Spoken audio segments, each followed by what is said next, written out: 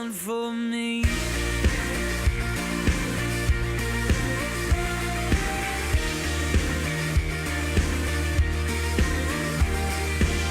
Who brings our chaos back into order? Who makes the orphan a son and daughter? The King of Glory, the King of Glory, who rules the nations with truth and justice, shines like the sun in all of its brilliance. The King of Glory, the King of Glory. Good morning.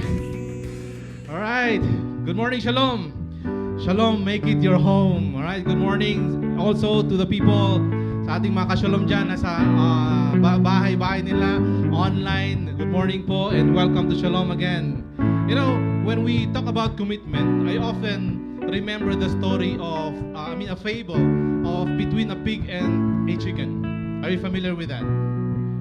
Ito, may conversation sila. Nasa farm kasi sila eh. Itong pig and the chicken ito.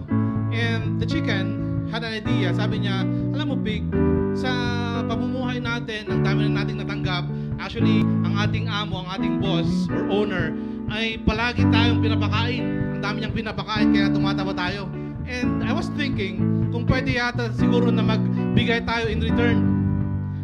How about we'll make also a meal for our boss, our owner? Yung masarap, yung hindi niya usual na kinakain. Sabi naman ng pig, sige, okay ako dyan. Okay, tapos sabi niya, so ano ang i-prepare natin? Sabi ng pig, sabi naman ng chicken, ako, iluluto ko na lang yung egg ko.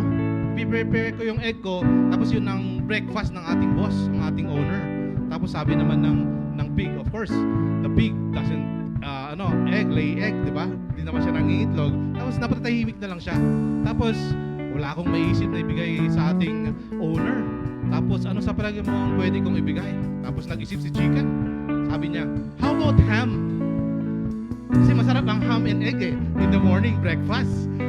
And of course, knowing yung pig na ito, of course, yung gustong gawin ng chicken is hindi naman biro. Sabi naman ng kanito, ito nang sinabi ng pig sa kanya, sure, I'll do that. But I want you to understand that while you are making your own contribution, I am making a sacrifice.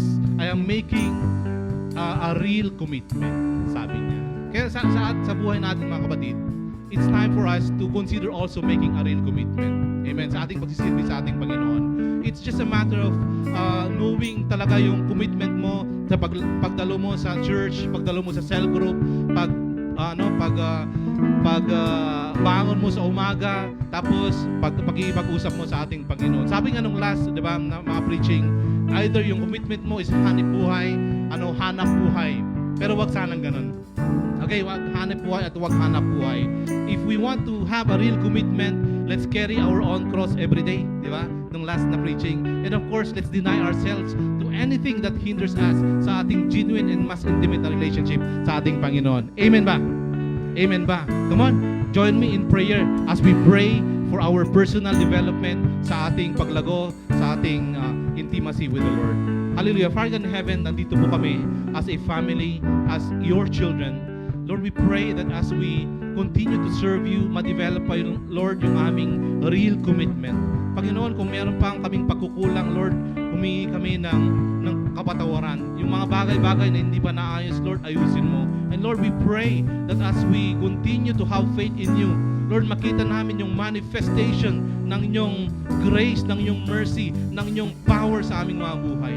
And Lord, we pray for families right now who is struggling to be a godly family, who is struggling to find their way to you. Lord, we pray sa Shalom International Ministries, Lord, they will find also, God, your love in Shalom International Ministries. And we pray, oh God, meron mga issues na nangyayari sa mga family, marriages, oh Lord God, na hindi pa maayos between parents, between husband and wife. Lord, we pray by the power of the blood of Jesus, we claim victory, and we claim, Lord God, peace and joy and love, oh God, in those families, oh God. Gusto namin, Lord, makita pa na more families ang mag-gather para magsilbi sa iyo, magpuri sa iyo, Lord God. And Lord, we pray also for the next generation. Ang kids namin, Panginoon, inaalay namin sa inyo. We pray for the next generation, the Joshua generation, na Lord, matagpuan nila ang kanilang purpose, Lord God. Ang purpose mo, O God, sa kanilang mga buhay. Magpapatuloy sila, O Lord, at hihigitan pa nila ang mga nagawa namin, Panginoon. And Lord, we will establish a nation, Lord God, worshiping you, serving you, O God, and they have the real commitment sa iyo, ang aming Panginoon at Diyos. At sa ngalan ni Jesus, i-claim namin ito. Amen. Alright, let's all stand up. Amen, amen. And let's praise the Lord. Come on, kayo po lahat ay tumayo. Ngayon lang palakpak mo para sa Panginoon, kapatid. Hallelujah. Come on, let's give the Lord the loudest clap offering. Pwede bang sabihin natin, mahal ko ang Panginoon in 1, 2, 3, go. Amen. Totoo ba? Sigurado ba kayo? Okay. Amen. Hallelujah.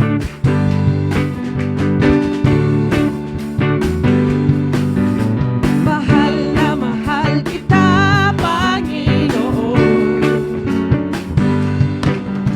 Mahal na mahal kita, Panginoon. Kailan may di kita ipagpapalit, pagkat sa piling mo'y langit. Mahal na mahal kita, Panginoon. Ayan, naka-warm up na ba kayo? Parang dito gumagalaw dito, parang kumusta po kayo? Okay lang kayo? Mahal mo ba si Lord? Mahal natin si Lord, amen. Ating sambihin at awitin. Mahal na mahal kita, Panginoon, sa mga kasama namin sa Simba Life natin. Come on, stand on your feet and sing with us. Hallelujah. Mahal na mahal kita, Panginoon.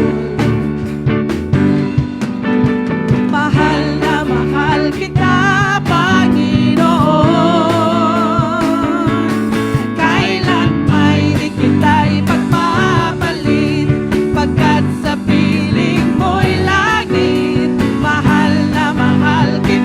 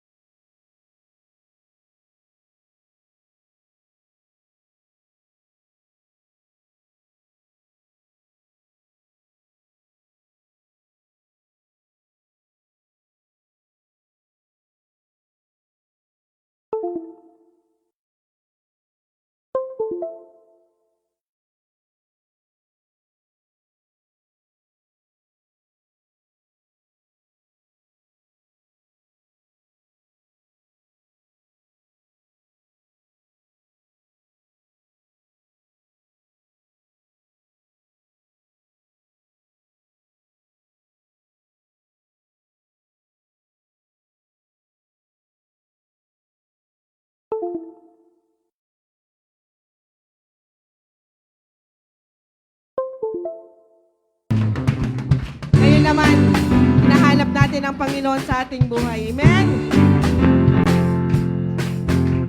Ikaw ang hinahanap. Ikaw ang hinahanap. Ikaw ang hinahanap. Hinahanap-hanap. Jesus! Jesus, ikaw ang hanap. Jesus, ikaw ang hanap. Jesus, ikaw ang hanap. Hinahanap-hanap ng buhay ko. Amen! Amen. Hallelujah. Father, we give you praise. Ikaw ang hinahanap ko sa buhay kong ito. Pag wala ka, ay di makontento. Tuwing sumasamba sa'yo, sagad-sagaran ang kasiyahan. Tunay na nadarama, ikaw ang hinahanap ko sa buhay kong ito. Pag wala ka, ay di makontento. Tuwing sumasamba sa'yo, sagad-sagaran ang kasiyahan. Tunay na nadarama ko. Amen. Tayo ay umawit sa Panginoon. Ang umawit at magpuri sa'yo, aking tugon sa pag-ibig mo. Langit at lupa sa'yo'y sasamba. O Diyos, purihin ka. Dakila kang talaga. Hey! Ikaw ang hinahanap ko sa buhay kong ito. Pag wala ka, ay di makontento. Tuwing sumasamba sa'yo, sagad-sagaran ng kasiyahan. Tunay na nadarama, ikaw ang hinahanap ko sa buhay kong ito. Pag wala ka, ay di makontento. Tuwing sumasamba sa'yo, sagad-sagaran ng kasiyahan. Tunay na nadarama ko. Muli nating awitan ng Panginoon. Ang umawit at magpuri sa'yo. Yes, Lord. Aking tugon sa pag-ibig mo. Langit at lupa sa'yo'y sasamba. O Diyos, purihin ka. Dakila kang talaga. Ikaw ang hinahanap ko sa buhay kong ito. Pag wala ka, ay di makontento. Tuwing sumasamba sa'yo, sagad-sagaran ng kasiyahan. Tunay na nadarama, ikaw ang hinahanap ko. Yes, Lord! Buhay kong ito, pag wala ka, ay di makontento. Tuwing sumasamba sa'yo, sagad-sagaran ng kasiyahan. Tunay na nadarama ko. Amen. Hallelujah. Tunay na nadarama ko. Ikaw lamang, Diyos. Tunay na nadarama ko. Hallelujah. Tunay na nadarama ko.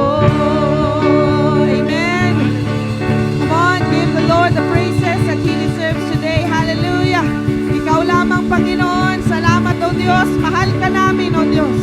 Mahal ka namin, Panginoon, at maglilingkod kami sa iyo, Panginoon. Aawitan, papupurihan ng iyong pangalan. Hallelujah. Yes, so Lord, we worship you. We glorify you today, O God. Amen. And today, Father, we believe that you are here in our midst, O God, as we worship you. Purihin at sambahin ang pangalan mo, O Diyos. Ikaw lamang naniwala. Ikaw lamang, Panginoon, ang nagmahal ng buo sa amin. Sa oras na ito, gagawa po kami ng commitment. Mga kapatid, we will do a commitment sa Panginoon. Naalala niyo po, palagi na lang ang Panginoon nagbibigay sa atin. Pero ang tanong po, ano ang kaya nating ibigay sa Panginoon? Amen? Are we willing to give sacrifice? Are we willing to give up kung ano yung mga nakalatag na gagawin natin just for the Lord? Are we willing to offer our whole heart to Him? O may compartments yung puso mo? Today, we will just allow the Spirit of the Lord at sabihin natin, Panginoon, maglilingkod ako sa iyo. Maglilingkod ako sa iyo, Panginoon. You have been so faithful. magiging faithful ako sa pagsiserve sa'yo. Oh, hallelujah, Lord. Yes, oh God. Oh, yes, oh God. Come on, just talk to God. Kausapin mo ang Panginoon at sabihin mo, Diyos, nandito ako. Nandito ako, Panginoon, na pupurihin ang pangalan mo.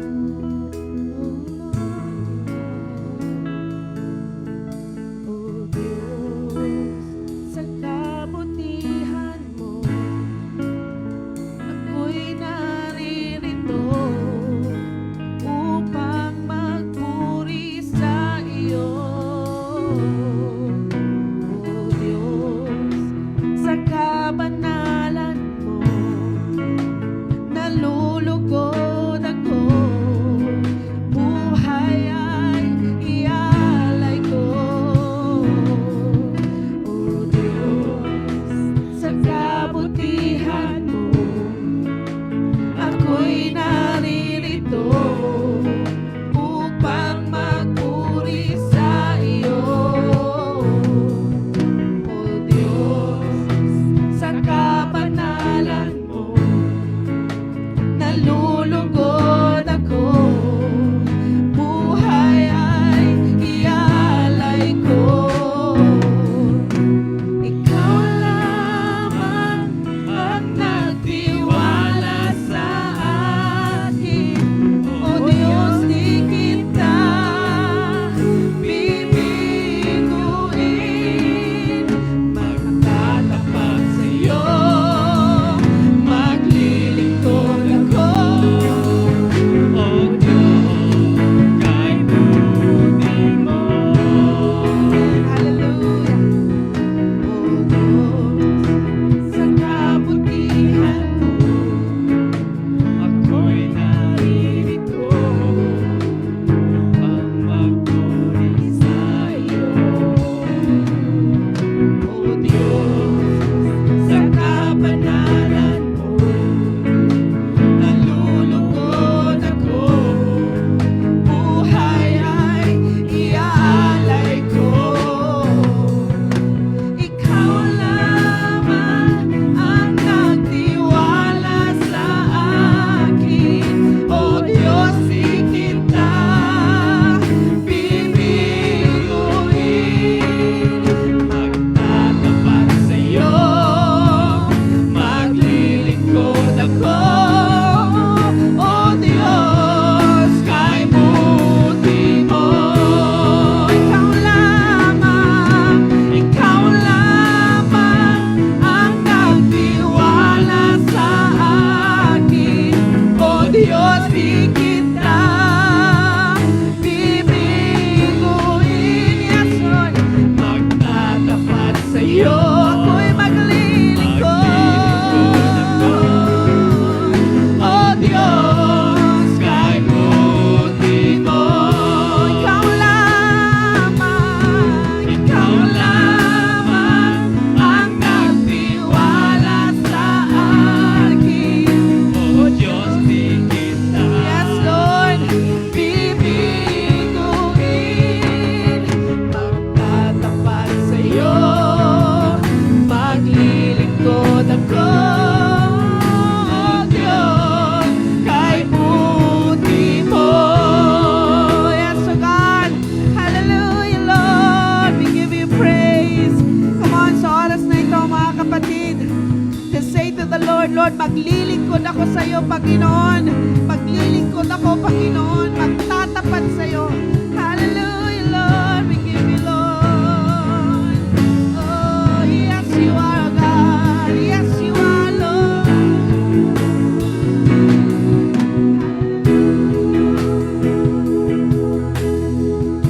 Sabihin mo sa Panginoon and have that commitment sa Kanya sa oras na ito habang kakantayin nating muli ang kabutihan ng Panginoon sa buhay ng bawat isa. Sa oras na ito, just be willing to offer your life sa Panginoon. Hallelujah. Papuri, pagsamba sa iyo, Diyos. O Diyos, sa kabutihan mo, ako'y naririto upang magpuri sa iyo. O Diyos, sa kabutihan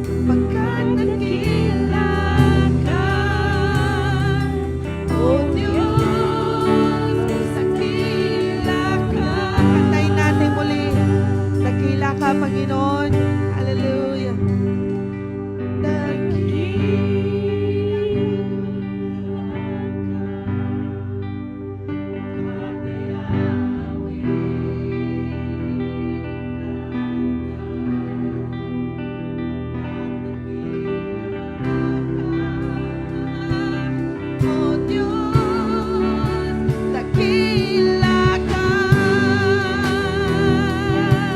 Jesus, pagkat dakila ka. O Diyos, dakila ka, Panginoon, hallelujah. Pagkat dakila ka, O Diyos, dakila ka, hallelujah. Hallelujah. Come on. Palakpakan natin ang Panginoon. Sa isang minuto, come on. Ibigay natin ang pinakamatindi na palakpak para sa ating Panginoon. Come on. Hallelujah. Isang minuto, mga kapatid. 45 seconds. Hallelujah. Come on. Bigyan natin todo. 30 seconds. Hallelujah, Panginoon. 15 seconds. Come on. Yung pinakamatindi na palakpak para sa ating Diyos at Panginoon. Hallelujah. Hallelujah. Praise be to your name, Panginoon. Lord, sinasamba ka namin, Lord. Thank you, Lord God. Come on. As we stand, mga kapatid, let's do this declaration. Okay? As we do this declaration, let's have that confidence that we have, we can claim it. We can have it in our lives. Amen? As we declare these words, let's put it in our life, in the lives of our families, in our children, in our parents. Amen? Amen. Hallelujah. Come on, sabay-sabay tayo. Today, I declare that God is my deliverer. The things that looks unbreakable will now break down as I step into breakthrough. I declare that every chain that has ever imprisoned me is falling to the ground, releasing me to move boldly and bravely. Today, I declare that God is my provider. I will experience an overflow of God's favor in my finances. I will be prosperous. My career is blessed and my business is blessed, and every need will be met with abundance. I declare that I will experience financial freedom and will have more than enough to live and give. I declare that God is my healer. I am strong, I am healthy, energetic, and productive. God is renewing my strength. I believe that I will live a long life and strong life, and I will do all God has called me to do. Today, I declare that God is my miracle worker. He is going to do the impossible on my behalf. I will see His supernatural power and experience that kingdom of God every day. Today, I declare that God is the author and finisher of my faith. He will establish my legacy, set new standard for my family, break generational curses, unlock generational blessing, and releases a life that impacts generations to come. In Jesus' name, Amen! Amen! Sige, maaari po tayong umupo. Alright, so hopefully sa ating mga nasa Simba Live, you are able also to declare, make that declaration. And God bless everyone. Shalom, family. Alright, alam nyo ba, naniniwala po ba kayo na we are stewards? Stewards tayo ng ating Panginoon. Amen. Tagapangalaga. And when we talk about stewardship, it's the ability to receive God's blessing. Amen. But before you receive, before you give, you must be able to possess. And before you possess, you must be able to receive. Ang ating Panginoon po, mga kapatid, ay napaka-mabiyaya. Napaka-faithful sa atin. And ang faith, sa pinaka-faithful niya na yan, He's able to give our everyday provision. But you know what? When you receive that blessing, that gift sa inyong mga buhay, is not for your soul use only, but that is for others also, and for the glory ng ating Panginoon. Amen. Amen ba? Amen. So we give with our whole tithe ng ating income, and also we give our full offering. Amen ba? Amen. Alright, so manalangin po tayo. Father God in heaven, thank you so much sa mga binibigay mo sa araw-araw naming provision, Panginoon. Lord, we believe that you are the source of our everything. Lord, turuan mo pa kami na patuloy na magbigay sa inyo, maging faithful sa inyo sa pagbigay naming tithes and offering. And Lord, we want to just honor you through our giving. And Lord, pinapanalangin namin sa mga hindi pa nakapagbigay because of lack of income. Lord, we pray that you show them and teach them also, God, how to have income, how to have sources of income. Give them that wisdom, that idea, oh God, to have sources of income. also sa mga nagtatrabaho, we pray, O Lord God, for consistency of giving, for being obedient, O Lord God, in giving. And Lord, bless them with promotions, O God. Sa mga nanay, mga tatay, mga children, Lord, mag-iisa kami, mag-obey sa inyong word, O Lord God, that in giving, O Lord God, we obey you. That in giving, O Lord God, we give glory to you. In the name of Jesus we pray. Amen. Amen.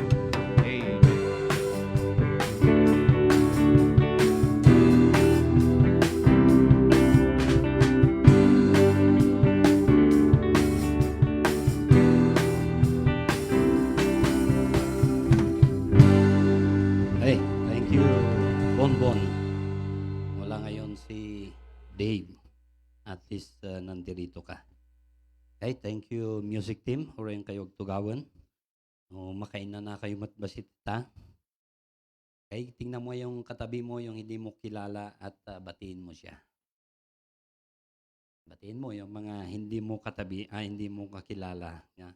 No mamum isip mamlata, hurayan no mamum isuna. Amen. Okay, so recognize natin itong mga first timer natin hanggang meron pa mga visitors natin. Okay, in-invite ni Jeremy Tinirefi, first timer, si Kervin Nicolas. Kervin? Ayun. At saka si Jonathan Soriano. Okay, magkatabi sila. So, si Delmar, invite naman niya si Dexter Mahilom. Okay, good. Second time, ito si Sister Joy Eustaquio, mama ni Jehe, doon sa likod. Welcome. At si Aldrin, in-invite niya si Elizel Nunez. Elisiel. Diyan ba? Si Elizel. Okay, so dito naman si Teacher Rudy, in-invite na si Delmar Mahilom. Delmar. Si Delmar. At least nag-invite din. Ganda. Invite niyo mga kaibigan niyo. Si Rodito, in-invite niya si Chris Mar Di Guzman. Okay. At fifth timer naman, si Jeremy, in-invite niya itong si Christine Joy Olidan. Christine Joy. Okay. At si Vernet, in-invite niya yung kanyang pinsan, si Joseph Inopes. Fifth time. At meron tayong visitors, si Regina Tomas. Nandiyan ba siya? Regina. Okay. So, dadamat dito yon. Yon, at least meron ng baby, nung pumunta kayo noon, pinagbubuntis, at least yun na, malaki-laki na. Si Francisca Ibrahim. Francisca. Okay, welcome. Palakpakan natin bawat isa. Bawat sarili rin natin. Welcome. At yung kayo pong nandiyan dyan sa online, mag-comment din kayo at sabihin nyo rin kung saan lugar po kayo. Okay? So, tapusin nyo po sa umpisa hanggang sa matapos, hindi lang po kayo sisilip tapos aalis na. Okay? All right. Lagay nyo dyan sa comment box ninyo, all right. Okay, so kami pong mga kalalakihan, nabawasan po kami dahil si kapatid na Jimmy Tomas ay pumanaw na nung Sunday. Nakapagsimba naman siya, pero nung linggo, sabi ni Mrs. niya, ay nung matulog sila, medyo humilik. Iba lang yung hilik niya. Gisingin niya, hindi na mahirap gisingin, kaya tinawag yung kanyang anak, si Jake. At yun nga po, tinakbo sa ospital, but yun po, nakakalungkot na nire-revive at talagang namatay na nung gabi. Kaya nung Monday, nandun na kami sa cremation at yun po, inuwi yung, yung urn niya sa bahay nila. Kaya announce lang po yung kung kailan yung viewing at pwede rin po tayong pupunta.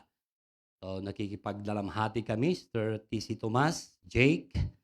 Kayang-kaya nyo po yan, malalagpasan ninyo. Talagang, meron talagang nauuna at meron ding nahuhuli. Kaya tayo mang nahuhuli pa, habang malakas pa po tayo, magpatuloy tayong mag-serve sa Panginoon. Amen. Dahil ang kamatayan, wala pong pinipili po yan na edad. Siya po ay 57 years old pa lang. Hindi pa naging senior at yun nga po. Talagang ganun talaga ang buhay. Kaya sabi mo sa katabi mo, magpatuloy tayong maglingkod sa Panginoon. Amen. Okay, yung first Sunday of the month po, September 5, yung title po natin doon, Hanap Buhay, nung 12 na ito, Hanip Buhay. At ngayon po naman, agaw buhay. Sabi mo sa katabi mo, agaw buhay.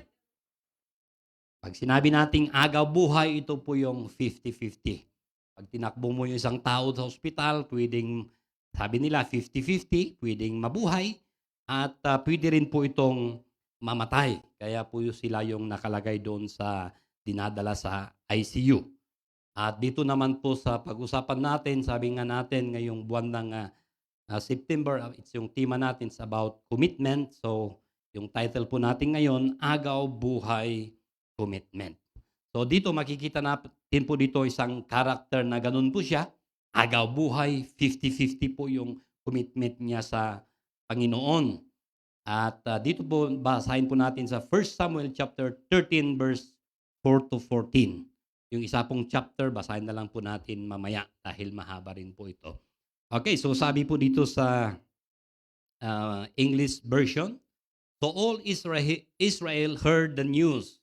Saul has attacked the Philistine outpost. And now Israel has become obnoxious to the Philistines. Naging karumal-dumal na sila. And the people were summoned to join Saul at Gilgal. The Philistines assembled to fight Israel with 3,000 chariots, 6,000 charioteers, and soldiers as numerous as the sand on the seashore. They went up and camped at Michmas, east of Beth-aven. When the Israelites saw that their situation was critical and that their army was hard-pressed, they hid in caves and thickets, among the rocks and in pits and cisterns. Some Hebrews even crossed the Jordan to the land of God and Gilead.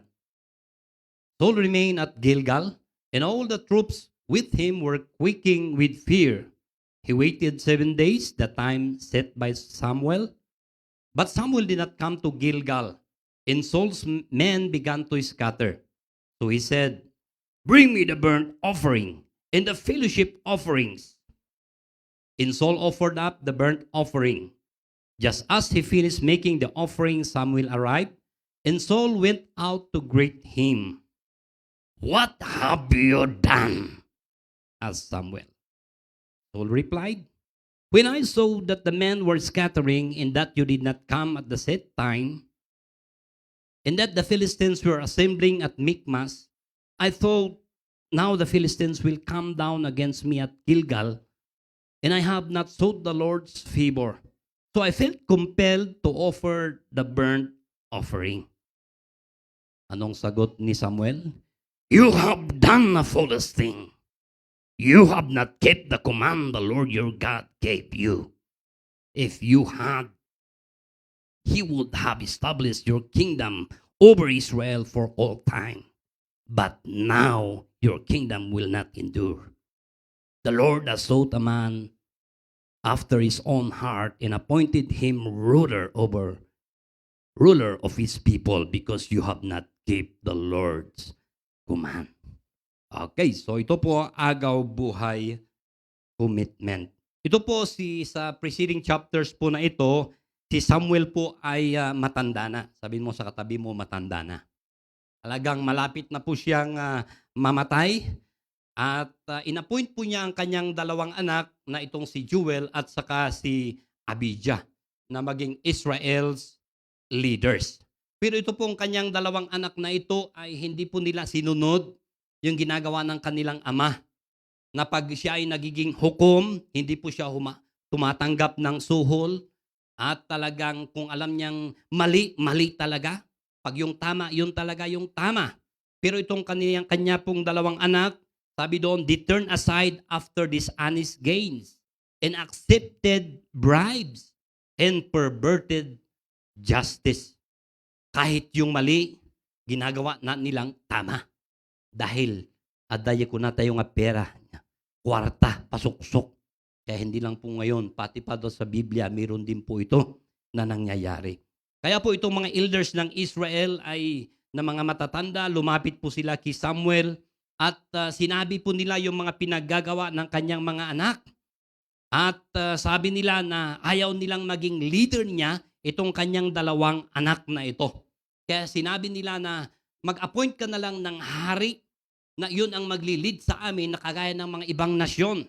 So ito po yung kanilang sinabi o hiniling kay Judge Samuel na ito.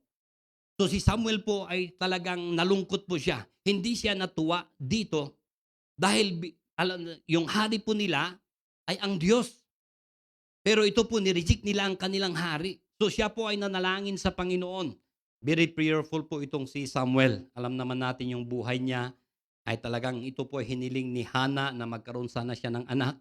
Ngayon po, nagkaroon ng anak at yun po inialay niya para sa Panginoon. Dinala doon sa temple magmula nung bata. Lumaki po hanggang sa tumanda at siya na po yung naging judge ng Israel. At ito nga po ay talagang nanalangin siya sa Panginoon at tinugon naman yung Panginoon yung kanyang panalangin. Sinagot ng Panginoon yung kanyang panalangin. At sinabi niya, ako ang nireject nilang kanilang hari. Ibigay mo yung kanilang hinihiling. Pero sabihin mo ang mangyayari kung yung isang hari, kung ano man yung gusto ng hari na hilingin, pati yung kanilang mga anak kung gustong kunin, pwede niyang kukunin. At yung benefits ng isang hari, sabihin mo sa kanila. Pero bigyan mo ng warnings itong mga taong ito. So ganun nga. Kaya makikita po natin na kahit may plano ang Diyos at kung yun talaga ang gusto ng tao, walang magagawa ang Diyos. Hello. Kahit sinabi niyang huwag ito, pero gusto ng tao, ayun po. Kaya sinabi niya kay Samuel, sige, gawin mo yung kanilang hinihingi. Bigay mo yung kanilang hinihingi.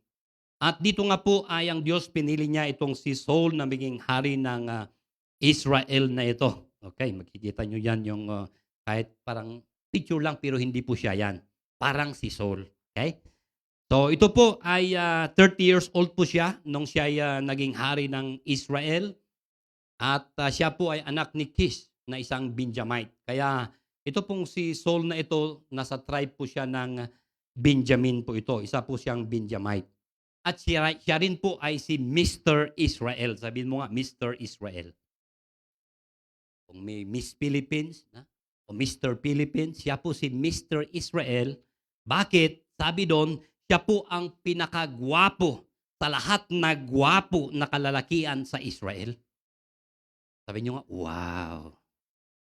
Kung mga dalaga siguro, wow.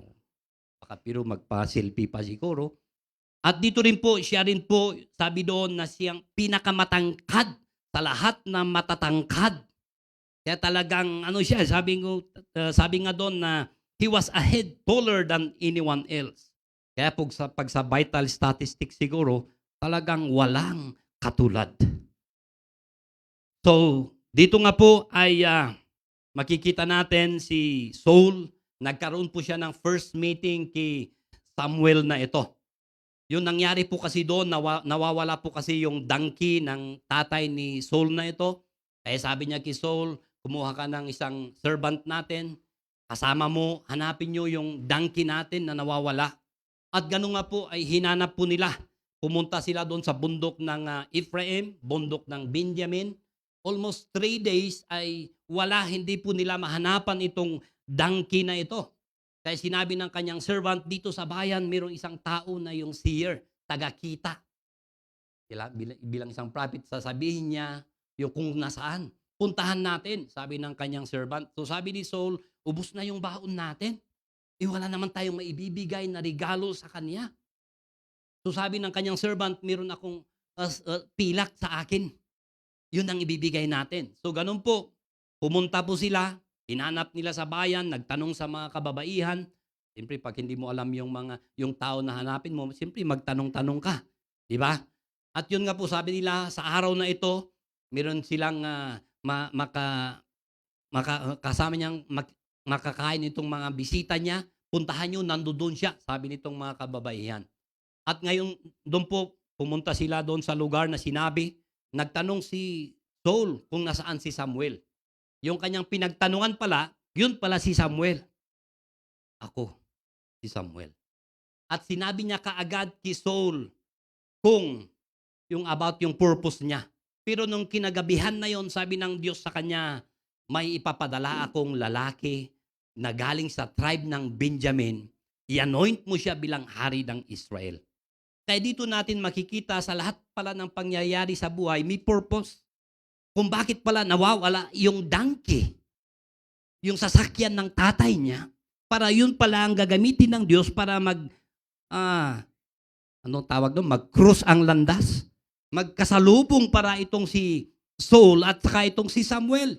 At yun pala yung purpose, yung Diyos nakita niya, napili na niya itong si Saul na maging hari ng Israel. Kaya sinabi ng Diyos sa kanya, i-anoint mo siya. Kaya sabi nga ni Samuel sa kanya about sa hinahanap nyo na donkey ng iyong tatay, 3 araw na nakalipas, nahanapan na nila. Ang tatay mo nag-aalala na sa'yo, pero ikaw ay pinili ng Diyos na maging hari ng Israel. Nung sinabi po ni Samuel sa kanya doon, sabi niya, hindi ako karapat-dapat. Ang tribe namin sa Benjamin, kami yung angkan namin, kami yung pinakamaliit. Magkapareha sila sa kay Judge na Gideon, ganun ang sinabi rin niya. Napakababa ang tingin niya sa kanyang sarili, pero ang Diyos nakita niya, may potential itong si Saul na ito, kaya pinili niya. Hello? Sabihin mo sa katabi mo, kaya ikaw ang nabuhay dito sa mundong ito. Out of that million na semen na lumabas sa tatay mo, ikaw yung nabuo. May purpose ang Diyos sa'yo. Amen. So ito po ay talagang inanoint siya ni Samuel. At after that, ito pong si Samuel, sinabi niya yung araw na yon, pagbalik niya pa uwi, yung mangyayari sa kanya.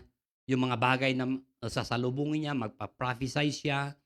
And after that, ay talagang makikita na yung nagkatotoo lahat yung sinabi ni Samuel sa kanya sa araw na yon.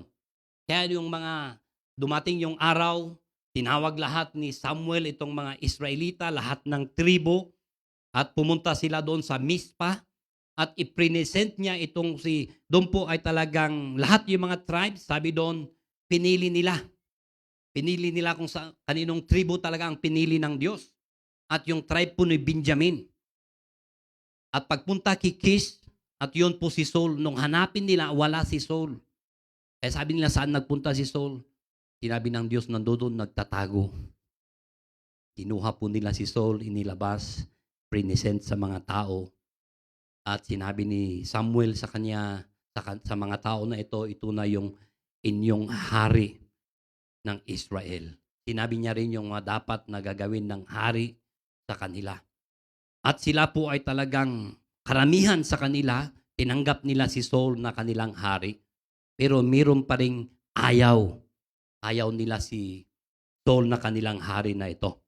So dito po si Saul, siya po yung first king ng Israel. Sabihin mo, first king ng Israel.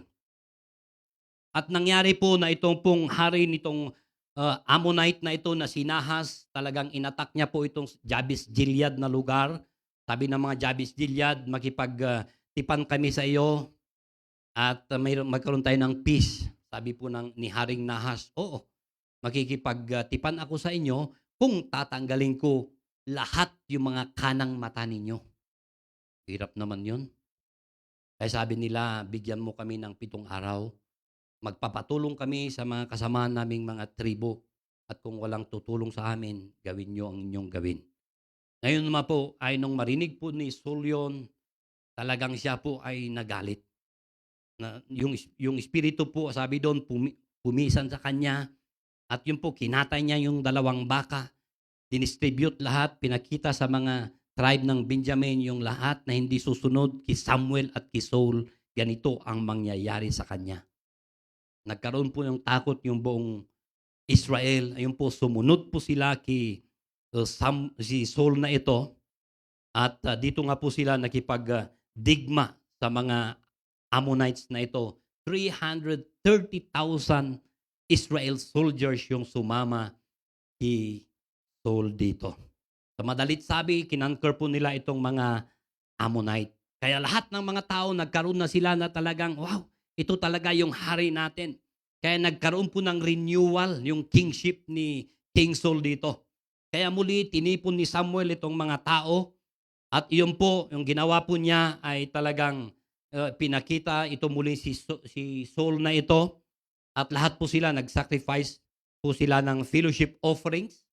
Si Saul at itong mga Israelitas, nagkaroon po sila ng great celebration talagang sinisigaw po nila itong si Haring Saul na ito.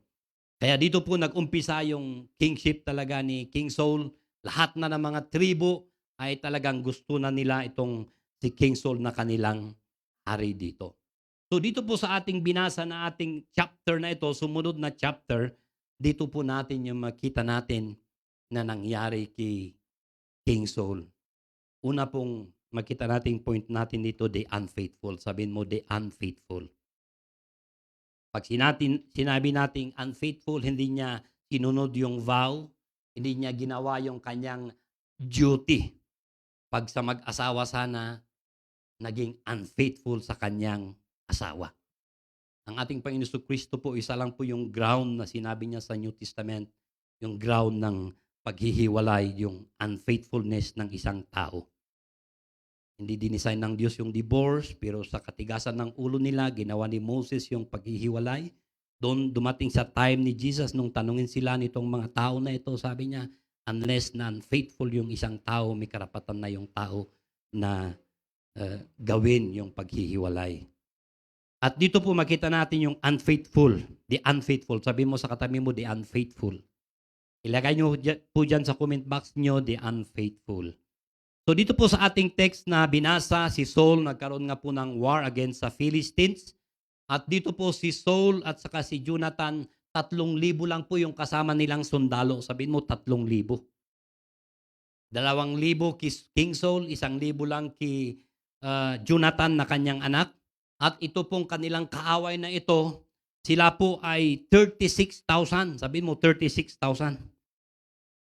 Dihado. Ba? Lamang sila ng 33,000 sa bilang. Yung 30,000 nitong mga Philistines, meron silang mga, sabi doon, chariots. 30,000 chariots. At ito pong 6,000 ay meron silang mga horsemen na ito. Lamang na lamang sila. Sina po King Saul, itong Israel na ito, ang gamit lang po nila, dadalawa. Sabihin mo, dalawa. Yung meron lang sword at spear, ay ito pong si King Saul at saka si Jonathan. Lahat na ng mga sundalong Israelita, wala pong sword at spear. Mabasa niyo po doon sa verse 22 ng chapter 13. At ma-imagine mo doon, paano yung laban? Dihado talaga sila. Di po ba?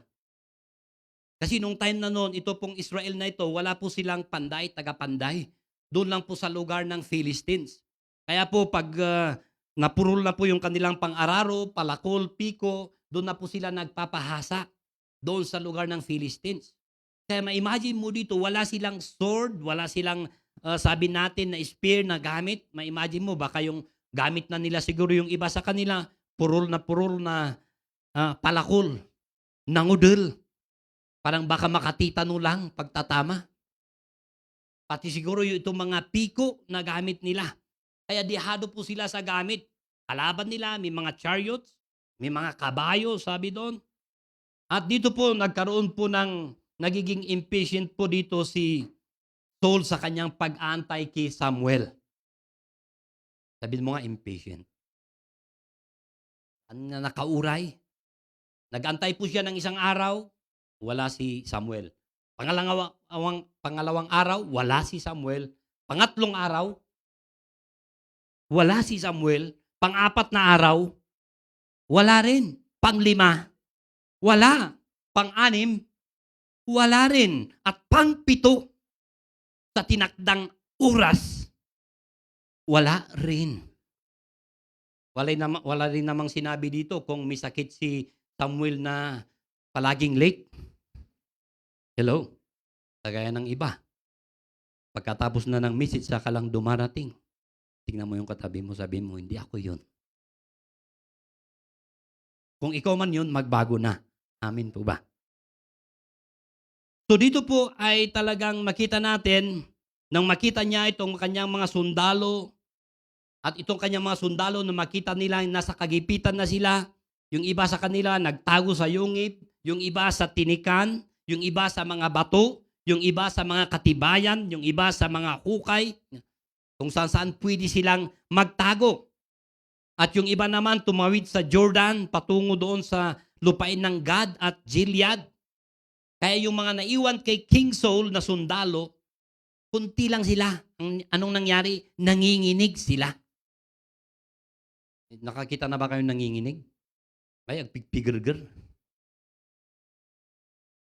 Alam yan, pag hinahabol siguro, alam niya may kasalanan siya, nanginginig. Baka huliin na ng pulis. Ha? So dito, ganun din po si Saul na ito, King Saul, nanginginig din siya. Doon sa kanya ring nakita na ito. Natakot din siya, instead na siya ay magtiwala sa Diyos, na kanyang Diyos. Nakalimutan na niya yung victory niya na nangyari sa digmaan na yon doon sa mga Ammonites. So ano po yung ginawa ni King Saul dito? Naghalay po siya ng sacrifice dito. Saul makes the sacrifice himself. So doon sa verse 9 na ating binasa, sabi doon, bring me the burnt offering in the fellowship offerings. At ito nga po, nag-offer na siya ng offerings dito. Pinakialaman niya yung trabaho ni Samuel na hindi sa kanya. Then po, in the Old Testament, may kanya-kanya po yung office. May office po talaga yung pangpari, yun yung gawin niya yung trabaho niya. May office ng propeta. May office din yung hari. At siya po bilang isang hari, siya po yung maging leader ng Israel. Siya lang po ang magli-lead sa kanila sa war. At ang office po ng pari, yun po ang mag-o-offer ng sacrifice sa Panginoon. Siya po yung magsisik kung ano yung will ng Panginoon, kung sila ba ay atake o hindi. At dito nga po makita natin ay dapat itong hari maging dependent siya doon sa pari. Maging dependent siya doon kay Samuel sana. Pero dito po ang nakakalungkot, makita natin, ginawa niya yung hindi niya trabaho. Nag-offer siya ng sacrifice dito. Siguro, pwede siguro, bakit ba na-late kasi itong si Samuel? Siya naman yung nagbigay ng takdang oras. Si Saul, siya naman ang nagsabi, si Saul doon na within 7 days, ako yakyat, mag-offer ng sacrifice. Bakit wala? Hindi naman natin alam kung ano yung rason. Pwede sigurong tinest din ni Samuel kung itong si Saul ay talagang mag-o-obey o talagang magiging mapagkatiwalaan ba siya o maging tapat ba siya sa salita ng Panginoon. Kaya po tayo ay sa mga nangyayari sa buhay natin, pagsubok sa buhay natin, yan po ay testing ng Panginoon sa atin kung still na magiging tapat tayo sa Kanya. Hello. So dito po mga kapatid, yung aral o lesson na makita natin dito, na kung tayo rin po mga believer, sabi nating mananampalataya sa Panginoon, kung minsan parang iniisip natin na makakakuha tayo ng gain sa o God's favor sa pamamagitan ng paggawa natin ng mga iba't ibang mga religious activities sa buhay natin. Baka sabihin natin para makakuha ko ng favor sa Panginoon, talagang palagi akong magsisimba. Palagi akong maaga pa sa church. Hello? O minsan, baka ganito rin tayo na pinapakialaman natin yung isang bagay na kung saan hindi naman tayo doon tinawag. Ang Diyos, binigyan po tayo ng iba't ibang mga talent, iba't ibang mga gift, bawat isa sa atin. At kung ano po yung gift na ibinigay sa iyo, yun po yung gamitin mo. Huwag ka pang nyahan ka kung mga maapal pa na itid nga gift ikaabay mo. Amen. Pero dito makita natin mga kapatid, ang pagiging obedient lang po, yung pagiging tapat po natin sa Panginoon, yung pagiging committed po natin sa Kanya, doon po tayo makakagain ng favor sa Panginoon. Amen.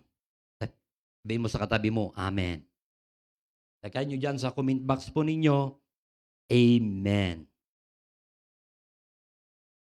So dito po makita natin mga kapatid doon sa verse 10 and 15, sabi doon, just as he finished making the offering, Samuel arrived and Saul went out to greet him.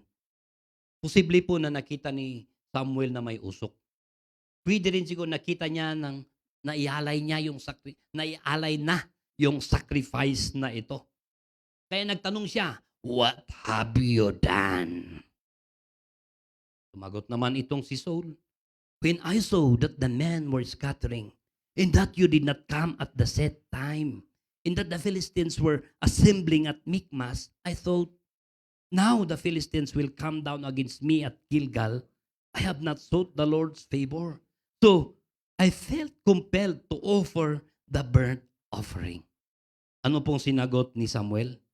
You have done the foolish thing. You have not kept the command the Lord your God gave you. If you had, He would have established your kingdom over Israel for all time. Ano po yung naging result ng kanyang action na ito? Dito sa verse 14, sabi po niya, but now your kingdom will not endure. The Lord has sought out a man after His own heart and appointed him ruler over of His people because you have not kept the Lord's command. Sabi po doon sa verse 15, then Samuel left Gilgal and went up to Gibeah in Benjamin. And Saul counted the men who were with him. They numbered about 600. Out of 3,000 soldiers, 600. Umalis yung 2,400. Ang gusto lang mamatay, 600. Hello.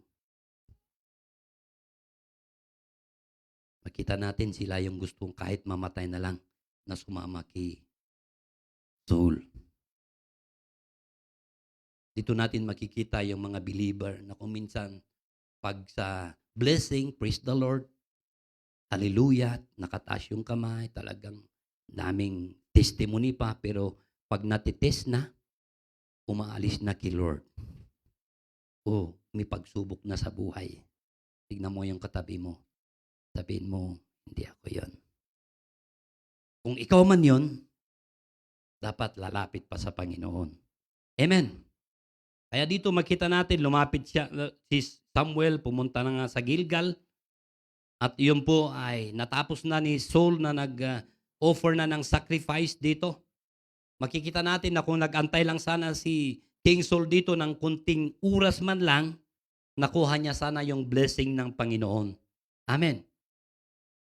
Kasi nandoon na si Samuel na mag-perform na sana yung sacrifice. Pinakialaman naman niya yung trabaho ni Samuel dito. Dahil naging impatient po siya, nagkaroon siya ng fear, dahil nga sa nakita niya, nawawala na, umaalis na yung mga sundalo niya, ayun na, ginawa niya yung dapat na ginawa niya yung hindi dapat na gawin niya. Hindi siya naging tapat sa Diyos, na kanyang Diyos. Amen.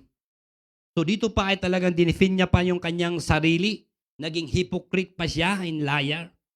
Parang nagmaang-maangan lang na parang walang nangyari. Binati niya si Samuel. Man lang paano yung pagbati nila. Oh, good morning, Samuel. Parang walang nangyari.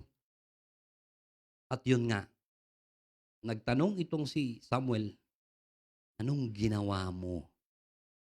Ayun, sinisi pa niya yung mga tao. Sinisi niya pa itong mga sundalo dahil nagsisialisan na sila. Wala na sila. Instead na talagang i-take niya sana yung responsibility dahil siya yung leader o pinili ng Diyos. Hello? Bakit daw siya nag-offer ng sacrifice? Dahil daw sa mga sundalo, nag-aalisan na raw sila. Baka darating itong mga Philistines, i-attack na sila. Ay hindi pa niya nakuha yung favor ng Diyos, kaya niya ginawa. Yun po yung kanyang rason. Kaya po dito na talagang sinungaling pa siya. Dito kay Samuel na ito, kaya siya napilitan. Akala niya yung kanyang ginawa ay magbibigay sa kanya ng blessing ng Panginoon sa pagkipagdigma dito sa mga Philistines na ito. At dahil sa kanyang kasalanan na kanyang ginawa, sinabi ni Samuel sa kanya na malulus niya yung kingly dynasty niya. Ang design po ng Diyos dito ay doon sa tribe ng Benjamin, doon magra-rise ng mga kings. Hanggang bababa doon sa mga lahat ng mga generations nila. Pero dahil sa hindi siya naging tapat, sinabi doon malilipat sa ibang tribe yung kingship. Alam po natin, lumipat doon sa tribe ng Judah yung kingship na ito. From the tribe of Benjamin, nalipat doon sa tribe of Judah. So pag ipagpatuloy po natin doon sa chapter 14 na ito, mababasa po natin ay binigyan pa rin sila ng Diyos ng victory against sa Philistines, pero hindi po sa kamay ni Saul. Doon po sa kamay ng kanyang anak na itong si Jonathan na ito. Biruin mo yung atake itong dalawa, yung Jonathan at saka yung armor bearer niya. Dala-dala lang yung armor bearer niya, yung sword. Lumapit sila sa mga Philistines. Napatay nila yung mga 20 Philistines. Nagkaroon ng panic sa mga Philistines. Nag-earthquake. Nagpadala ng Diyos ng earthquake. Ayun na. Natakot itong mga Philistines. At yun po ay doon nakita nitong mga takot, nanginginig na mga sundalo. Nung mag-recall po sila, binilang nila kung sino yung nawawala. Itong si Jonathan at saka yung kanyang armor bearer. Kaya doon nagkaroon sila ng pag-asa ay talagang pinagpapatay po itong mga Philistines na kung saan-saan nagtatakbo. Kaya dito po makikita natin yung pangyayaring ito. At pag mabasa natin sa chapter 14 na yon, ito pong si King Saul, ginamit pa rin siya ng Diyos na makipag-away sa mga Moabites, Ammonites, Edomites, itong mga Suba, at ito pong mga Philistines na ito. Kaya dito makikita natin, mga kapatid, yung the unfaithful. Sabi mo, the unfaithful. Pangalawa na makita natin dito, the castaway. Sabi mo, the castaway. Thrown away or rejected. So, 1 Samuel 15, 22 to 28. So, ganito po ang sinasabi dito. But Samuel replied, "Does the Lord delight in burnt offerings and sacrifices as much as in obeying the Lord? To obey is better than sacrifice, and to heed is better than the fat of rams. For rebellion is like the sin of divination and arrogance, like the evil of idolatry. Because you have rejected the word of the Lord, He has rejected you as king." Then Saul said to Samuel, "I have sinned. I violated the Lord's command in your instructions. I was afraid of the men and so I give in to them. Now I beg you, forgive my sin and come back with me, so that I may worship the Lord." But Samuel said to him, "I will not go back with you. You have rejected the word of the Lord, and the Lord has rejected you as king over Israel." In verse 27, sabi doon, as Samuel turned to leave, Saul caught hold of the hem of his robe, and it tore. Samuel said to him, "The Lord has torn the kingdom of Israel from you today, and has given it to the one of your neighbors, to one better than you." Tapos, ginumakpay tila, no?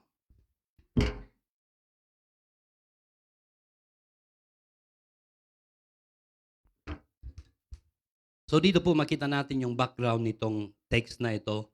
Doon kasi sa 1 Samuel verses 1 to 3 na ito, sinabi ng Diyos kay Samuel. Sabi doon, na tapos si Samuel sabihin niya rin ito yung instruction kay King Saul. "I am the one the Lord sent to anoint you king over His people, Israel. So listen now to the message from the Lord. This is what the Lord Almighty says. I will punish the Amalekites for what they did to Israel when they wailed them as they came up from Egypt. Now go, attack the Amalekites and totally destroy all that belongs to them. Do not spare them. Put to death men and women, children and infants, cattle and sheep, camels and donkeys." Dito po sa verse na ating binasa, binigyan po si Saul ng command o instruction ng Panginoon na galing kay Samuel na ito. Sinabi ni Samuel para i-attack niya itong mga Amalekites na ito. Totally na sirain sila, patayin sila, walang iwan ni kahit isa. Pati yung mga alaga nilang lahat ng mga hayop, totally na i-blot out nila. Ito pong mga Amalekites na ito po yung mga descendants ni Esau o itong si Edom na ito. Sila po yung mga taong nagsiserve sa mga bagay-bagay na nilikha instead na yung lumikha. Very evil po sila at sila po ay kaaway ng mga Israel. Ito pong kasi mga Amalek na ito, pag mabasa natin doon sa Exodus 17, 8 to 16, nung galing yung mga Israelita from Egypt na inilabas ni Moses, at nung nandoon na sila na nagpapahinga, inatak po sila ng mga Amalekites. Pinatay po yung mga ibang mga tao doon. Kaya sabi ni Moses sa kanya, Moses kay Joshua, bukas na makipagdigma ka sa mga Amalekites. Tatayo ako doon sa bundok at i-intercede sa kanila. Ganun nga po ang nangyari. Nag-i-intercede si Moses, tinaas yung kanyang kamay. Pag nakataas yung kanyang kamay, nananalo po itong mga Israelitas. Pero pag napapagod yung kamay, bumababa, natatalo po sila. Butit may Hur at saka Aaron na nag-alalay, nagtaas ng kanyang kamay hanggang sa maghapon po ay tinalo po nila itong mga Amalekites na ito. Pero hindi po totally na sila ay na-blot out, nawala. Siyempre dumating na mga panahon, mga generations, dumami muli sila. Kaya ito na po yung time na talagang sinabi ng Diyos, dito sa time ni King Saul, na i-blot out niya lahat itong mga Amalekites na ito. Walang iiwan kahit yung infant, bata pa. Kahit pa nung buntis na yan. Kahit pa matanda, senior citizen man o mga babae, lalaki, patayin lahat, pati mga hayop po nila. Kaya dito po makita natin nung time na sabi nga doon sa Deuteronomy, nung naipasa na ni Moses kay Joshua yung leadership, sinabi niya muli kay Joshua ito. Sabi niya, remember what the Amalekites did to you along the way when you came out of Egypt. When you were weary and worn out, they met you on your journey and attacked all who were lagging behind. They had no fear of God. When the Lord your God gives you rest from all the enemies around you in the land He is giving you to possess as an inheritance, you shall blot out the name of Amalek from under heaven. Do not forget. Ito po yung sinabi ni Moses kay Joshua. Kaya ilang mga generations yung dumating, namatay si Joshua, pumalit yung mga ibang mga judges. Ito na po yung time pagpunta sa hari itong si King Saul, sa kanya po na ibigay na itong time na ito na gawin niya yung instruction na yon para ubusin itong mga Amalekites. Pero makita natin yung pangyayari po doon sa verse 4 to 21. Si Saul talagang tinawag niya lahat itong mga Israelita.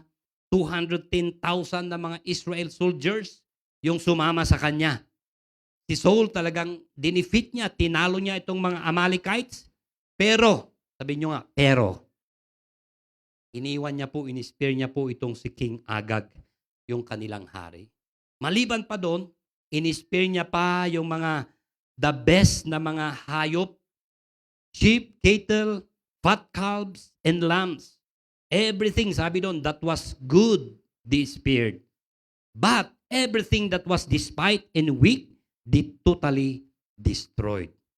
Sabi nyo, 50-50. Hindi talaga totally na ginawa niya yung dapat na utos sa kanya. Nag-ubi naman siya, pero 50-50 lang. Kaya makikita po natin yung kanyang commitment, hindi talaga totally committed sa Panginoon dito. Kaya nung makita po ng Diyos yun, pag-usap siya po nung gabi kay Samuel na talagang nalulungkot ako sa aking pagpili kay Saul na hari ng mga Israelitas. Hindi niya sinunod ang aking instruction. Si Samuel po nung marinig niya yung sinabi ng Diyos, siya po ay nagalit. Umiyak, magdamag. Sabi nung gabi, hanggang all night, sabi doon na talagang umiyak siya sa Diyos. Talagang, alam niyo yung burden, no? Siya po yung bilang isang judge. Talagang, inilid niya itong mga tao na ito. Pero dahil request nga ng tao na magkaroon sila ng hari, ayun na. Naibigay naman, pero ito, nalungkot mismo pati si Samuel na ito. Iniiyak niya talaga. Dahil si Saul, hindi niya sinunod yung nayutos sa kanya. Kaya dito na-reject siya bilang hari ng Israel. Kaya po dito mga kapatid, meron consequence yung disobedience natin sa Panginoon. Hello? Meron bunga yung mga decisions natin sa buhay. Lahat man yan, good or bad man yan, na ating ginawa.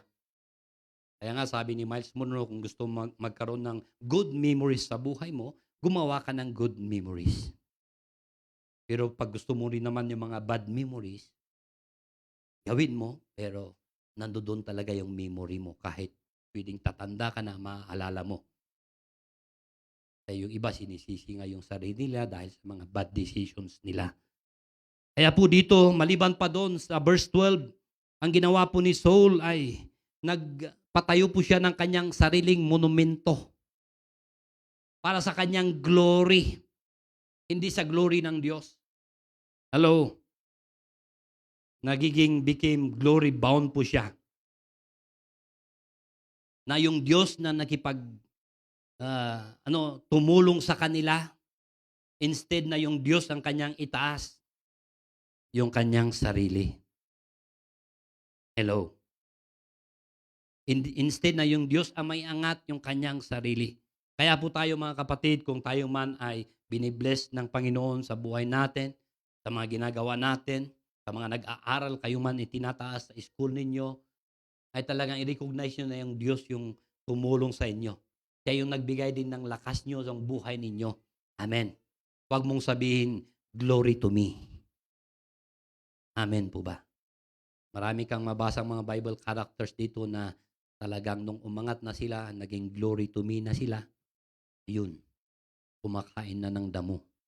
Naging baliw na. Yun po si King Nebuchadnezzar.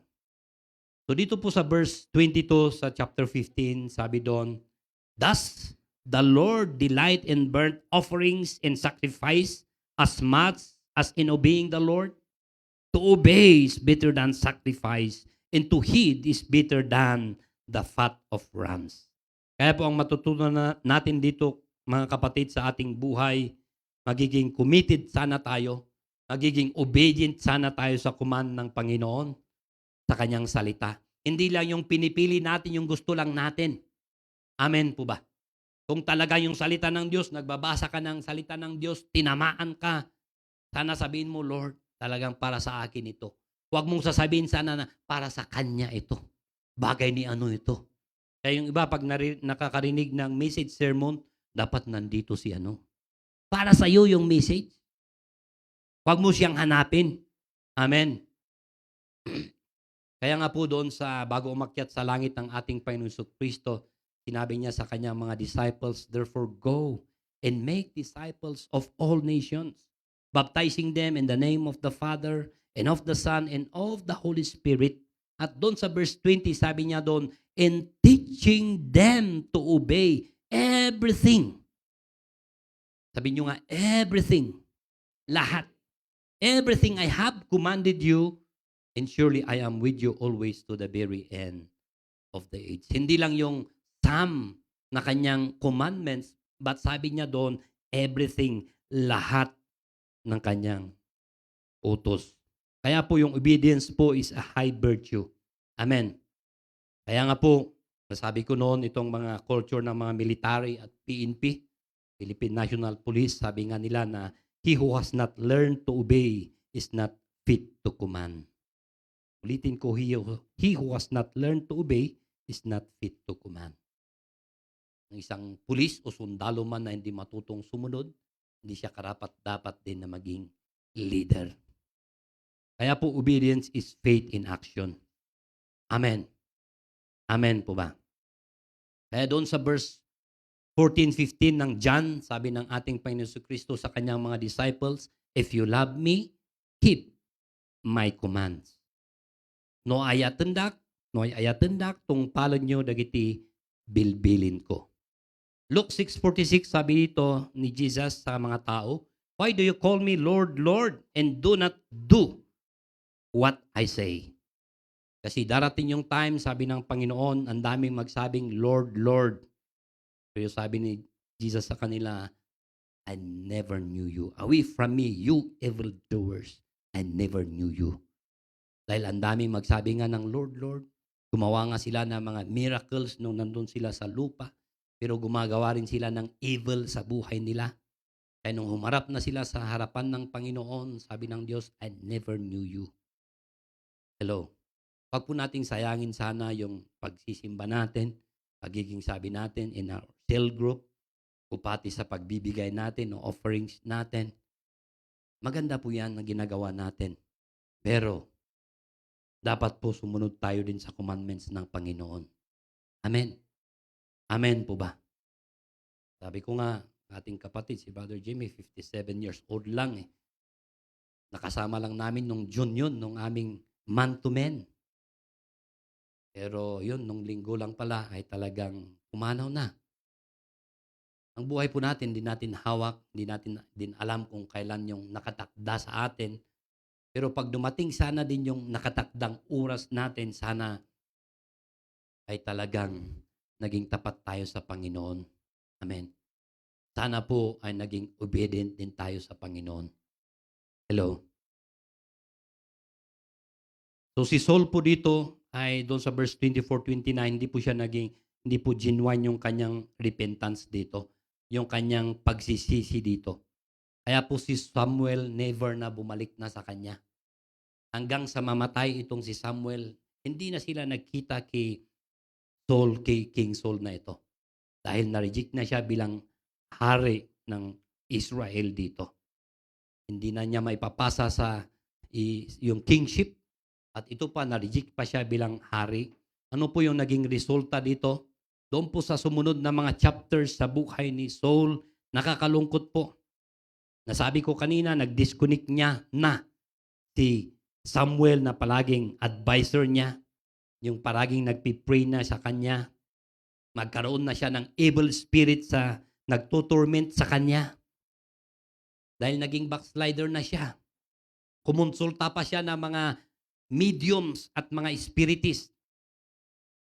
Dati pinapatay niya ang mga ito. Ngayon siya na yung lumalapit. Ito po nangyayari sa mga backsliders, yung nawawala na sa Diyos. Instead na yung salita ng Diyos, yun na yung sundin niya kung ano-ano na. Kung ano-anong espiritu na yung kanyang sinasamahan. Ganun po itong si King Saul. Yung very loyal na kanyang sundalo, naging tapat, yung pumatay ng giant na yon, hinahunting pa niya. Naging jealous siya. 3 times na ipindown niya pero hindi niya nagawa. Maliban pa doon ilang beses na gumagawa pa siya ng trap para lang mapatay itong si David pero hindi nangyari. Meron din naman yung chance si David na pwede niyang patayin sana itong si King Saul. Pero sabi niya, I will not touch the anointed one. Hindi ko papatayin ang inanoint ng Diyos. Still na nirecognize na pa rin niya yung pag-anoint ng Diyos sa kanya. So dito po makita natin, pinatay pa niya yung mga pari doon sa town of Nob. 85 na mga priest na nakadamit pa sila ng damit pang pari. Maliban pa doon yung kanilang mga pamilya, mga anak, mga kababaihan. Pinagpapatay po ni King Saul ito. Kaya po dito makikita natin, sa huli-huli po, yung war nila against Philistines, siya po ay natamaan po yung sabi natin yung pana. Siya po ay namatay. Tama po yung kanyang anak na si Jonathan. So nakakalungkot po. Although naging king naman siya ng 42 years sa Israel, pero nakakalungkot yung kwento sa buhay niya. So in conclusion mga kapatid, ganito rin ba tayo? Na kung minsan inuuna natin yung emotions natin kaysa sa manampalataya tayo sa Diyos. O minsan nagre-rely tayo sa ating mga nakikita na kagaya ni King Saul dito. Instead na doon tayo maniwala sa kanyang salita. Amen. Alam po, araw-araw na nagsasabi itong mga DOH about sa COVID. Wala man lang sinabi kundi COVID, kung ano pang mga variant pa yan para tignan yung naging resulta sa mga tao, nandoon na yung takot. Kaya kahit makita mo may sakit, may kunting sakit lang, baka COVID. Nagpaswab. Anong nangyari? Positive. Quarantine. Tanungin niyo yung mga naka-quarantine, anong binibigay? Vitamin C. Yun din naman eh. Doon ka na lang sa bahay mo, diyan ka lang mag-isolate sa bahay mo, at least mag-vitamin C ka na lang, makakain ka pa ng gusto mong kainin, mainit pa yung kanin, hindi pa malamig yung kanin, maulam mo po yung gusto mong ulamin. Amen. Yun, madadagdag uli sa report. COVID positive. Kaya kung nagiging paranoid na tayo. Hello? Kaya pag may inuubulan yung katabi mo, COVID. Kung talagang oras mo talaga. Amen. Pero pasana pag dumating yung oras mo, at least, tapat ka at obedient ka sa Panginoon. Amen po ba? Pwede bang tayo lahat ay tumayo? So dito makita po natin yung agaw buhay commitment ni King Saul po dito.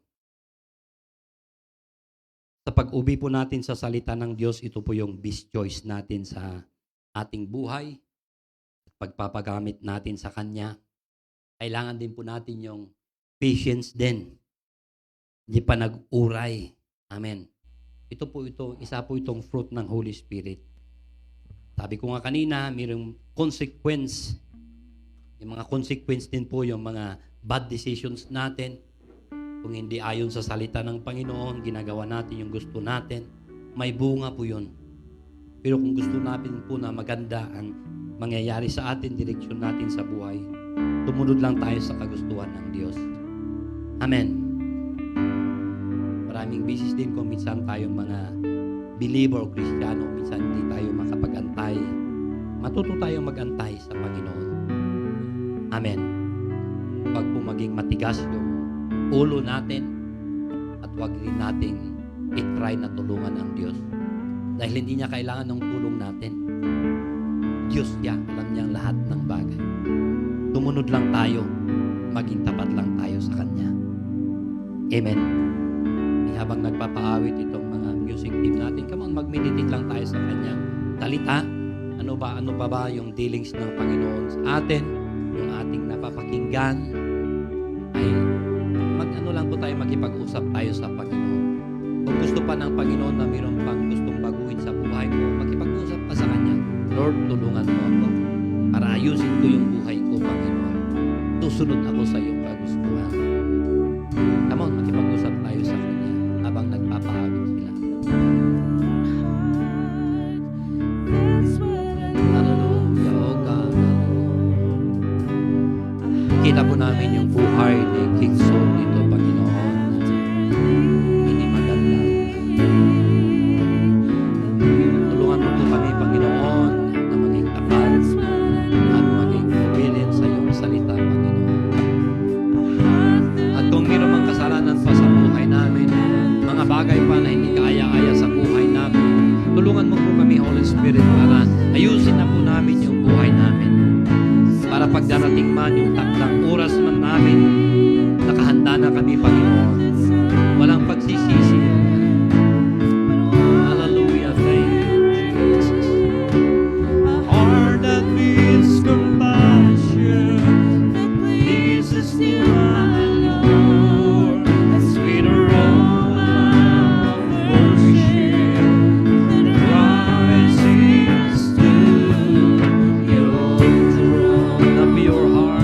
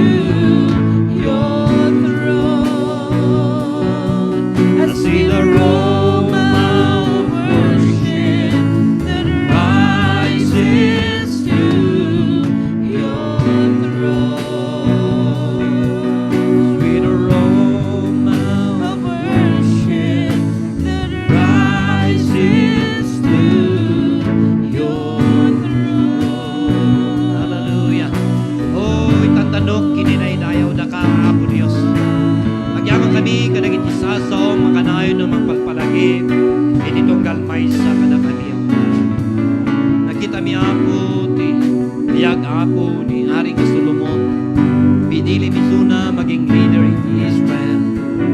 At Apo, makita mi ti makaladladingit na nangyari man iti biyag na Apo ni Diyos.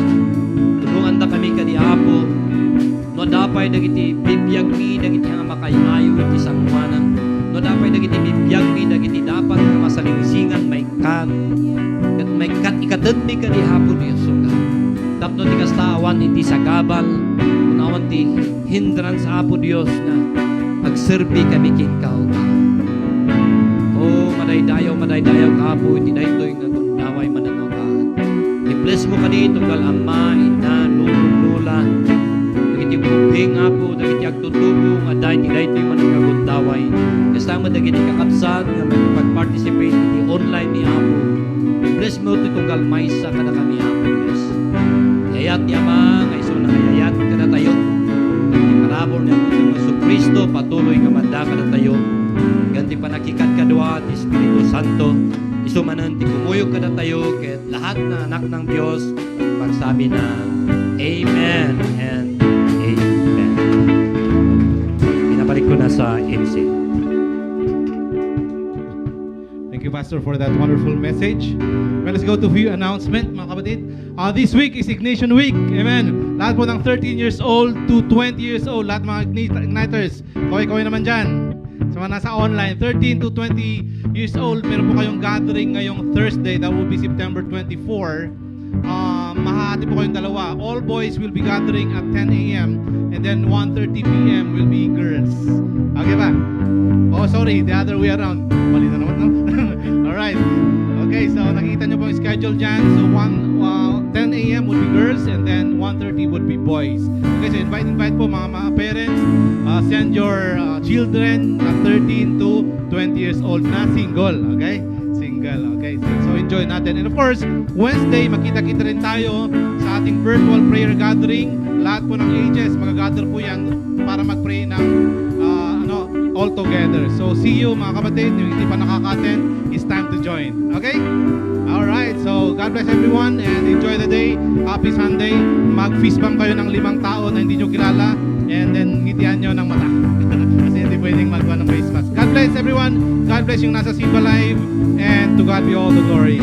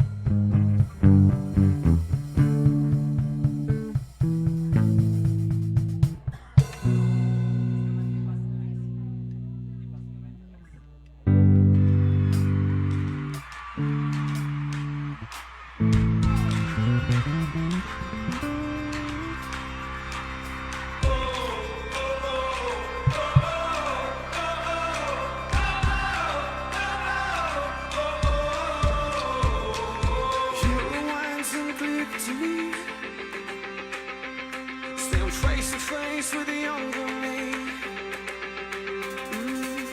All of the mistakes, all of the heartbreak. Here's what I do differently.